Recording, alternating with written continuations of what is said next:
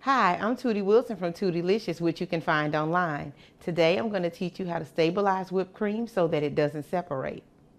Let's get started. Okay, so if you're going to try to stabilize whipped cream, which means to stop the separation, all you do is you add in a little bit of cream of tartar and you just mix it in. And it'll start to build again, so it'll begin to firm up again. And that'll stop the separation.